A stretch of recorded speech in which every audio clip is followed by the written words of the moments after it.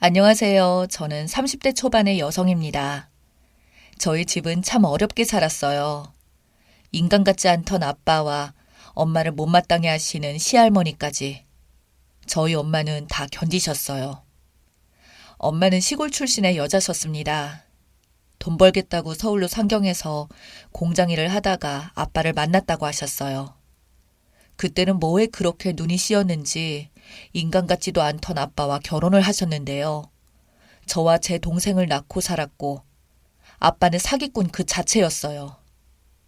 엄마에게는 자기가 얼마나 부잣집 아들인 줄 아냐고 꼬셨고 자기랑 결혼하면 인생 필 수 있다며 온갖 것으로 허세를 부려서 구애를 했고 끝내는 저를 임신시키고 아이를 출산할 때쯤 되어서야 혼인신고만 겨우 치르고 반 지하방에서 신혼생활을 시작했다고 하네요. 아빠가 말한 그 으리으리한 집이라든지 그런 건 애초에 존재하지도 않았다고 합니다. 그렇게 결혼도 하기 전에 전혀 계획이 없던 임산부가 된 저희 엄마를 한번 보시고 저한테는 시할머니인 할머니가 그렇게 저희 엄마를 괴롭혔다고 하네요. 몸뚱아리 하나 딸랑 믿고 자기 금쪽 같은 아들을 꼬셨다며 지금도 그런 말을 하는데 그때마다 속이 뒤집어져서 제가 할머니에게 언성을 높여서 싸우면 어디 엄마 편을 드냐고 하는 할머니에게 화가 많이 났어요. 아빠라는 인간은 그게 끝이 아니었죠. 제가 5살 때 다른 여자와 바람이 나서 그때부터 두 집 살림을 하기 시작했고 저희 엄마는 바보같이 그걸 다 참으면서 살았습니다. 심지어 저도 알고 있는 배다른 동생도 있어요. 아빠라는 인간이 설날은 저희 집에서 추석은 그쪽 집에서 보내는 걸 저희 엄마는 또 묵인하고 참았죠. 제가 어릴 때부터 있었던 일이기에 그때는 아무것도 몰라서 말을 할 수 없었고 제가 나이가 들어서는 그런 말도 안 되는 상황에 대해 엄마한테 이야기를 하면 그저 쓴웃음으로 넘기셨어요. 저는 그래서 엄마에게 물었어요. 도대체 아빠와 왜 이혼을 안 하냐고. 그러자 엄마는 저에게 말하길 너희 나중에 결혼할 때 부모 노릇은 해줬으면 좋겠다. 이 한마디만 하시고는 그 뒤로 대화를 안 하시더군요. 엄마는 아빠의 부재만큼 저희한테 지극정성이었습니다. 결혼하고서도 제대로 한 번도 쉬지 못하고 식당이나 가정부 일을 하면서도 본인 드시고 싶은 거 하나도 안 드시고 그 없는 살림 속에서도 저희한테는 최대한 모든 걸 다 베푸셨어요.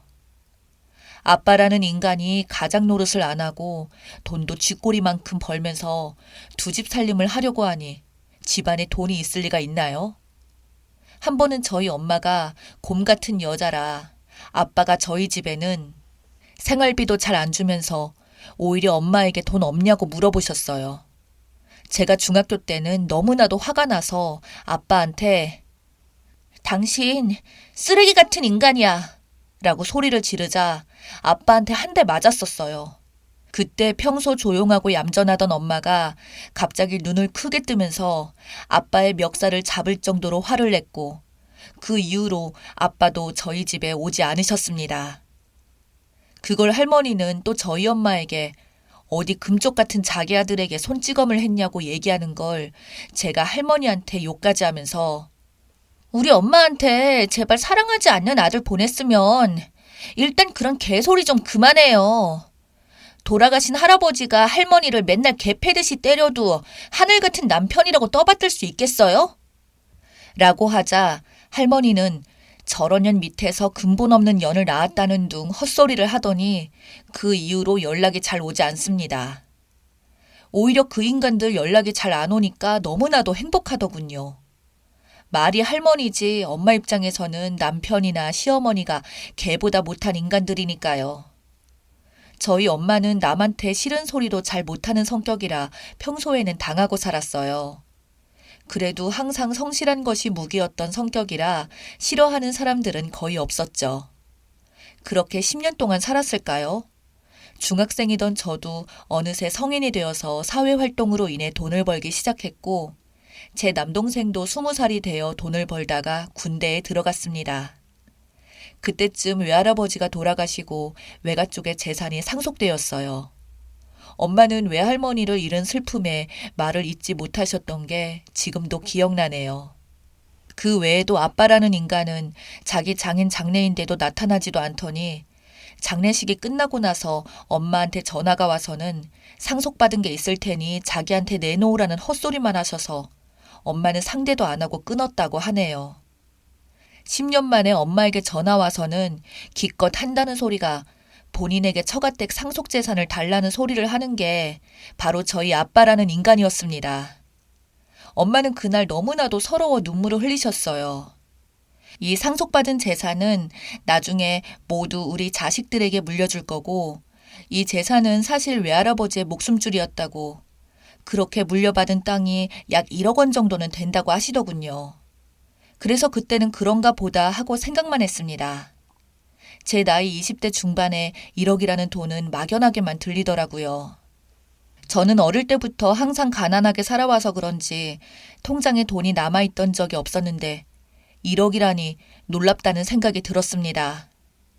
그 이후로는 제 남동생도 전역을 하고 그때보다 저희 세 가족은 진짜 행복했어요. 남동생도 일하고 저도 일하고 우리 엄마도 일하니 같이 돈을 모으니까 진짜 숨통이 트인다는 게 이런 거더군요. 그동안은 저와 남동생이 돈 먹는 하마였으면 이제는 3명이서 돈을 모으니까 2칸짜리 빌라에서 방 3칸에 거실까지 딸린 아파트로 이사도 하게 되었고 예전 같았으면 전혀 꿈도 못 꿨던 외식도 자주 하게 되었습니다. 그리고 저는 일하던 회사에서 만난 남자와 결혼도 했어요. 그런데 결혼하는 날 아빠라는 인간은 역시 오지 않았죠. 엄마가 아빠에게 전화를 했더니 돈 주면 가겠다는 헛소리를 했다길래 저는 열받아서 지금 당장 그냥 아빠라는 인간이랑 이혼을 하라고 하니까 엄마는 안 그래도 요즘 알아보고 있다고 하셨습니다. 그러던 도중 엄마가 어느 날 저와 동생에게 오랜만에 우리 가족끼리 외식을 한번 하자고 하더군요. 난생 처음으로 그렇게 엄청 비싼 소고기집으로 저희를 부른 엄마와 셋이서만 앉아서 음식을 먹고 있는데 엄마가 갑자기 눈물을 흘리더라고요. 저는 그래서 엄마에게 좋은 날 왜 우냐고 물어보니 엄마는 울면서 저희에게 좋은 소식과 나쁜 소식이 있다고 말하더군요.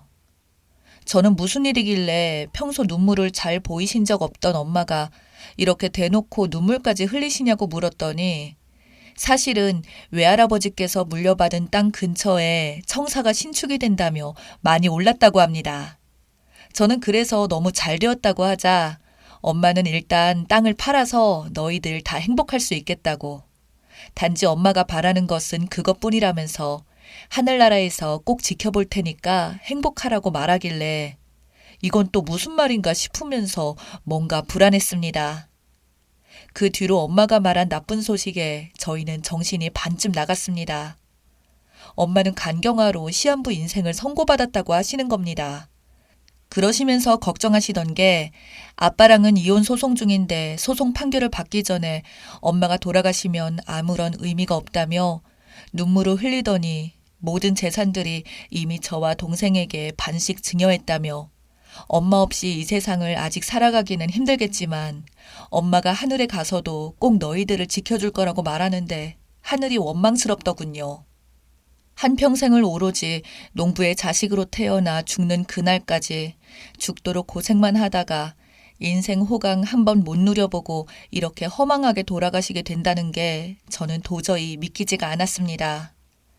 저는 동생과 말했던 게 나중에 엄마를 모시고 저희 가족 다 같이 해외여행을 가자고 했었거든요. 하지만 모든 게 물거품이 되어버렸고 그렇게 저는 너무나도 큰 충격에 의사가 얼마나 산다고 했냐고 물었더니 이제 길어봐야 3개월 정도라고 하더군요. 아마 너무 힘든 세월을 혼자 힘들 때마다 술을 마시던 습관이 문제셨나 봅니다. 그날 태어나서 저는 그렇게 울어본 적은 처음이었어요.